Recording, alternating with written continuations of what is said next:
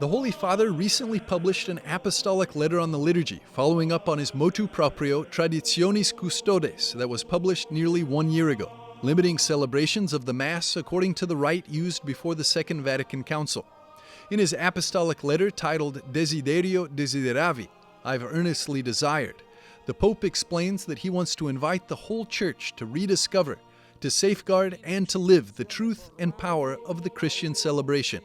While the intention around the activities surrounding the liturgy seems to be focused on re-establishing a feeling of unity within the whole Church, many communities around the world feel a real desire to continue to celebrate the Old Rite. One such community is Clear Creek Abbey in Hulbert, Oklahoma, in the United States. For the Benedictines here, life revolves around the Mass. We were trying to be both getting back to a certain richness that seemed to be lost in the liturgical reform. We want to get back to that and yet not seem intransigent. And so what we came up with is having permission for the 1962 Missal, but using some of the prefaces, using the calendar from the new Missal. We're trying to build bridges, and so it's basically the rite is like in the 1962, but there's some changes to it, and we use some new elements. We worked this out with the Ecclesia Dei Commission, which was started by John Paul II, at a certain moment, and they allowed us to do this, to have our own, you might call it a Benedictine rite. It's similar to the 62, you might call it a Benedictine rite, although it's not officially that.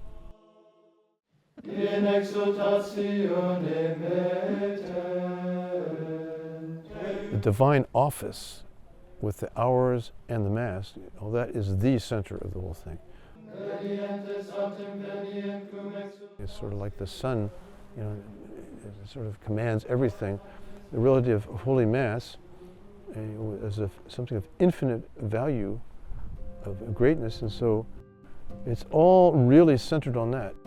The monks have found that the Latin Mass leads them to deeper communion with God, and that it particularly resonates with young people. Many young families have moved here to be close to the monks. The very presence of the monastery is leading to a revival of the faith in this part of the world. A lot of people have moved in since we've been here. I think they said that in Oklahoma, in general, when we arrived, the percentage of Catholics was less than in mainland China. Very few, they're Baptists, but right away people started coming this way and buying houses around. So now when we go on a walk, we meet pretty much all our friends, Catholic friends. In fact, the monastery has grown very quickly since its founding in 1999.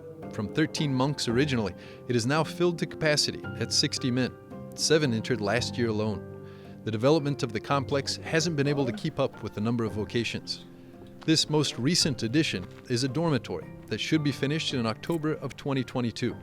They build as they receive funding. God makes us work hard and wait and have to not be spoiled with too much money too fast. So we don't have that much, but we get it as it comes. St. Joseph is our big fundraiser. The Blessed Virgin Mary, Infant Jesus, Blessed Virgin Mary, and St. Joseph.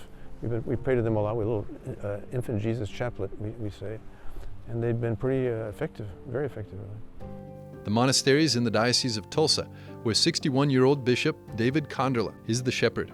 He's been at the helm since 2016, and today his appreciation for the monks is evident.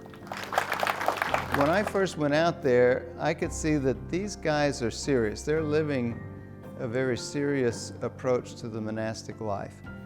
Their idea is to be there for 1,000 years.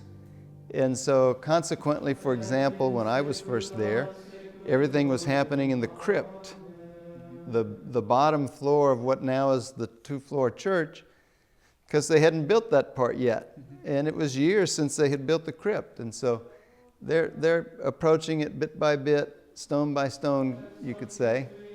But they're very dedicated to their life of prayer and to keeping the cloister. One of the beauties of the monastery is the way that people from the diocese are invited in various ways.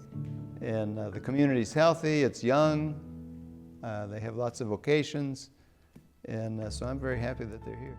Ultimately, the possibility of continuing to celebrate the Mass in Latin here is in his hands and those of his successors.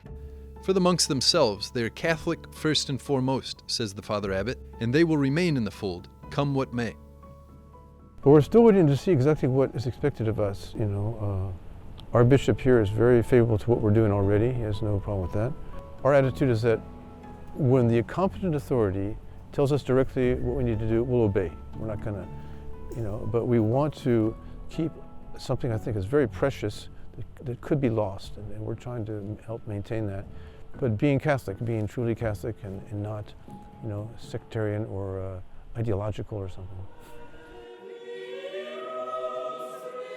While we're living in this unique moment with regard to the discussion surrounding the liturgy, one thing is certain.